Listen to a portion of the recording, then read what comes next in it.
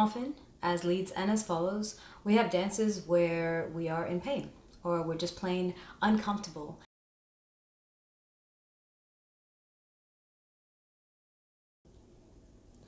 Hey guys, Magna Gopal here, and you're watching Mpowered. Today I want to talk about the importance of communicating discomfort. Too often, as leads and as follows, we have dances where we are in pain or we're just plain uncomfortable, and we continue through the dance because we don't want to offend somebody or we don't want to be caught talking in the dance. One reason or another, the dance ends, there was pain and discomfort during the dance, and nobody knows any better except for the person who's obviously hurt from it.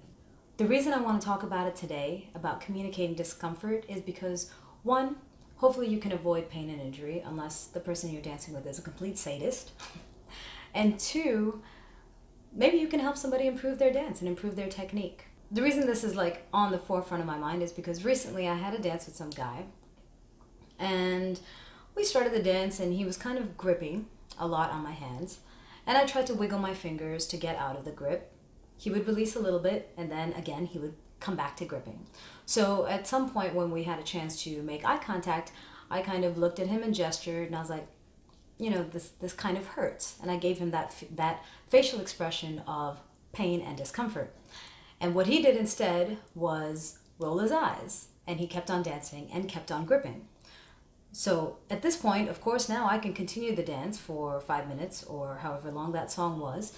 I can continue that dance and feel uncomfortable and not really want to follow anything that he's doing and resent that moment, or I can try and hopefully say something that will help the rest of the dance be better for both of us. So what I did instead was I told him, hey, listen, when you squeeze down on my hands, it really hurts my fingers. And again, the response was a roll of the eyes. So I said, I'm going to show you how it feels. And so we danced a little bit more, and I gripped onto his hand for dear life. So anytime he tried to give me a spin or a turn or any move, I held onto his fingers. And he wiggled out of them. And I said, you see, it's not that comfortable. So how about this?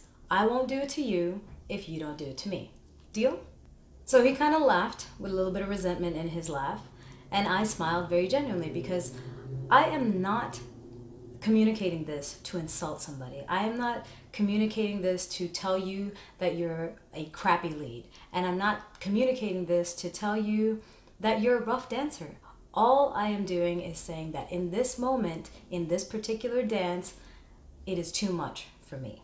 Now, why am I even bringing this up in terms of all of us getting a little bit more comfortable with communicating discomfort? Is because when we don't have to worry about our safety, we can actually focus on enjoying the dance.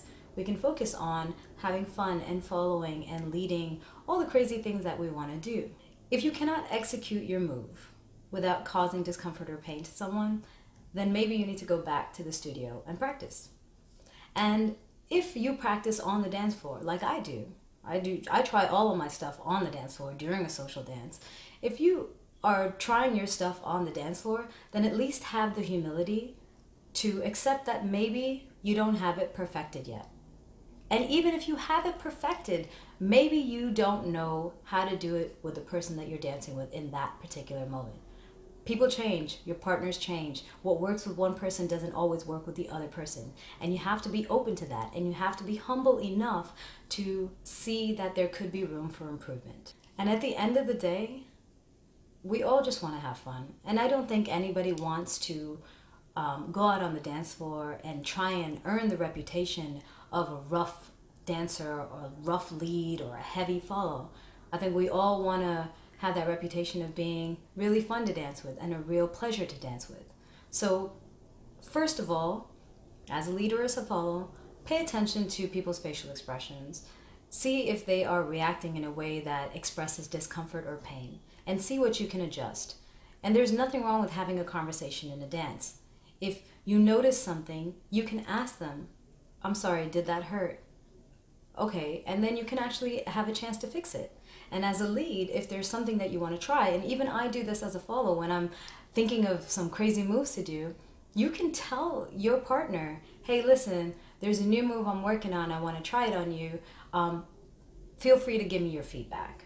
And that way you can open yourself up to constructive criticism, and you can prepare your partner for something that might happen, that you might actually need their help for.